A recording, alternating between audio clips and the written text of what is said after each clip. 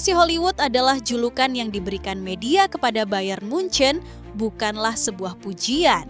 Sebaliknya, julukan itu diberikan atas dasar keresahan media terhadap perilaku buruk para pemain Bayern di luar lapangan dan gosip-gosip yang ada di butuh Bayern sendiri. Rupanya julukan itu tak salah sama sekali, Bayern The Real FC Hollywood. Beberapa pekan terakhir ini sedang ramai dibicarakan soal masa depan pemain veteran mereka, yaitu Thomas Müller. Sampai sekarang, drama itu masih berlanjut. Bayern Munchen dikabarkan akan mundur dari pembicaraan perpanjangan kontrak dengan Thomas Müller. Menurut laporan-laporan yang beredar, klub raksasa Jerman ini sedang menikmati musim yang luar biasa di bawah arahan Vincent Kompany dan tampaknya akan mengamankan gelar juara Bundesliga di akhir musim ini. Namun, Müller hanya memainkan peran kecil dalam kesuksesan tim musim ini dengan hanya 8 kali menjadi starter di Liga dan mencetak 1 gol. Sebagian besar waktu, Kompany lebih memilih pemain muda Bayern daripada pemain berusia 35 tahun itu dalam merencanakan masa depan tim. Sebagai hasilnya, laporan di Jerman menyebutkan bahwa Bayern siap meninggalkan pembicaraan perpanjangan kontrak dengan Müller yang kontraknya akan habis Juni mendatang. Menurut Sky Sports Jerman, mengingat gaji Müller yang sangat besar, klub merasa tidak ada manfaat besar untuk mempertahankannya dalam skuad. Mengingat Die Roten sedang berfokus membangun tim untuk masa depan. Sebelum lanjut, jangan lupa like, subscribe, dan nyalakan loncengnya dulu ya. Akhir-akhir ini, kabar tentang tidak diperpanjangnya kontrak Thomas Müller banyak dibicarakan oleh orang-orang. Sang joker yang telah mengabdi bertahun-tahun tidak akan mendapat kontrak baru dari Die Roten. Apakah dia layak menerimanya? Usut punya usut mengenai masa depan Thomas Müller, terdapat ketidaksepakatan antara Dewan Pengawas dengan Uli Hoeneß dan Dewan Eksekutif Max Eberl. Jika Dewan Pengawas sukses, masa bakti Müller di Bayern akan berakhir musim panas ini. Setelah perpanjangan kontrak beberapa pemain, gaji Müller telah ditetapkan sebagai langkah penghematan biaya. Sementara itu, Eberl, seperti yang ia nyatakan secara terbuka, ingin membiarkan Müller memutuskan masa depannya. Pembicaraan masih berlangsung hingga saat ini. Setelah pertemuan pertama dengan Eberl dan Freund yang mengejutkan Müller, ia tidak diberi tawaran kontrak. Ada pertemuan lain minggu lalu antara CEO Dressen dan kubu Müller.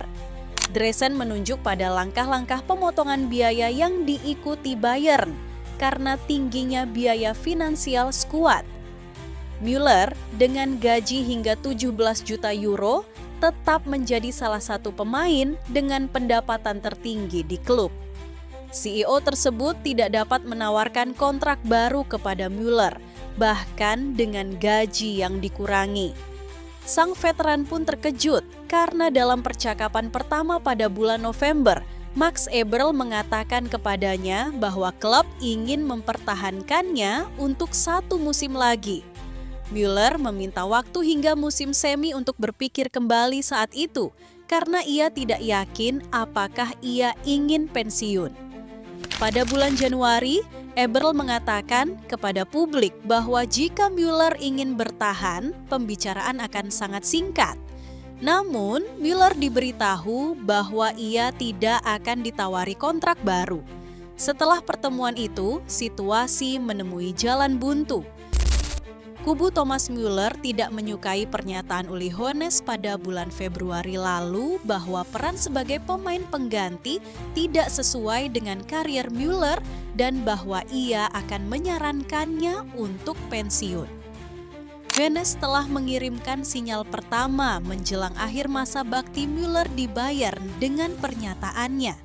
Yang ia maksud adalah bahwa dari sudut pandang Dewan Pengawas, gaji Müller terlalu tinggi untuk pemain pengganti.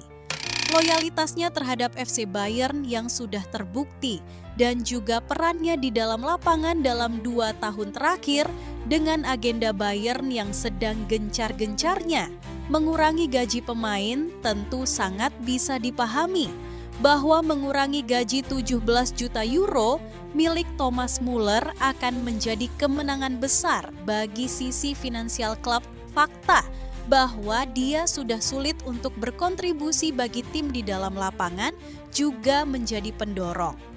Walaupun sulit diterima oleh sebagian fans, mereka juga harus sadar bahwa melepas Thomas Muller musim ini adalah keputusan terbaik di waktu yang tepat.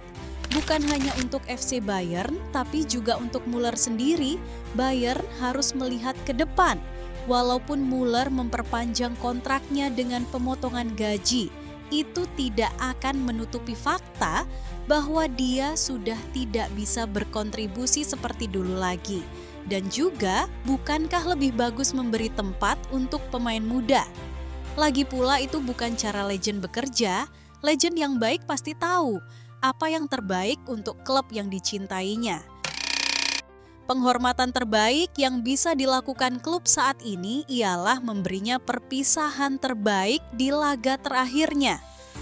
Perpanjangan kontrak 1 tahun di musim kemarin sudah menunjukkan betapa respeknya Bayern kepada Muller dan itu sudah cukup.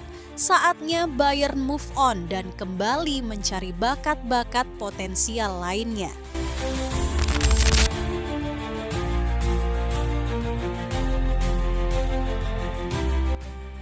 Müller adalah simbol loyalitas dan salah satu ikon terbesar Bayern Munchen. Muller telah bersama Bayern Munchen sejak tahun 2000 ketika dia bergabung dengan akademi klub pada usia 10 tahun sebelum melakukan debut di tim utama pada Agustus 2008. Beberapa menyebut Muller merupakan gelandang serang paling berbahaya di dunia saat ini.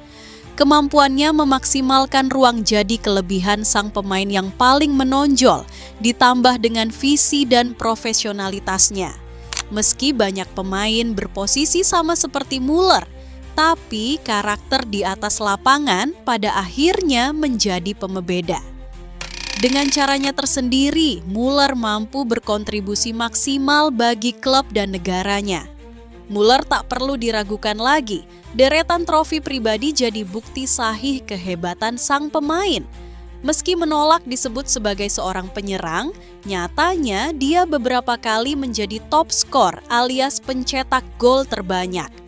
Gelar top skor DFB Pokal berhasil 2 kali dia amankan. Menurut catatan Transfermarkt, gelar top skor pertamanya diraih pada DFB Pokal 2009/10 setelah sang pemain mengemas 4 gol.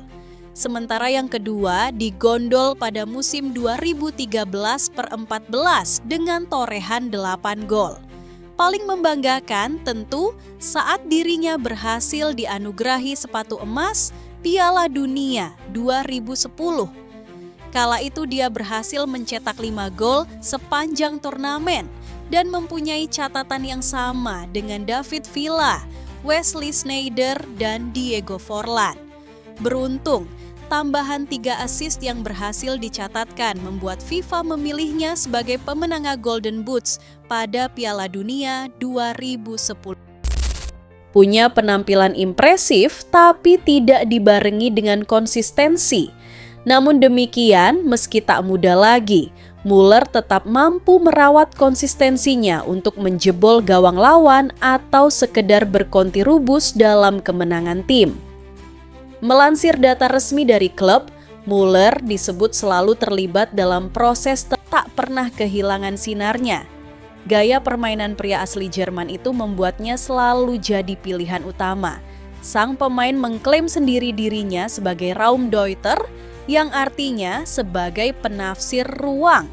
Di mana ini menjadi peran yang paling menonjol buat Muller, dia tampil baik ketika tanpa bola. Selalu mencari ruang kosong dan pandai memanfaatkan ruang untuk memberi assist atau mencetak gol. Muller sudah berada di klub ini selama lebih dari 2 dekade, tepatnya 17 musim di tim utama. Müller benar-benar pemain yang tumbuh besar bersama Bayern. Tidak cuma setia, Müller juga pemain yang super produktif. Dalam 684 pertandingan bersama Bayern Munich, dia berhasil mencetak 203 assist. Kalau ngomongin pengumpan ulung, Müller jelas ada di level atas. Statistik ini membuktikan kalau Müller bukan cuma mesin gol, tapi juga playmaker handal yang selalu memberikan kontribusi besar buat tim. Salah satu alasan Müller jadi legenda hidup Bayern adalah jumlah trofi yang dia bawa pulang selama kariernya.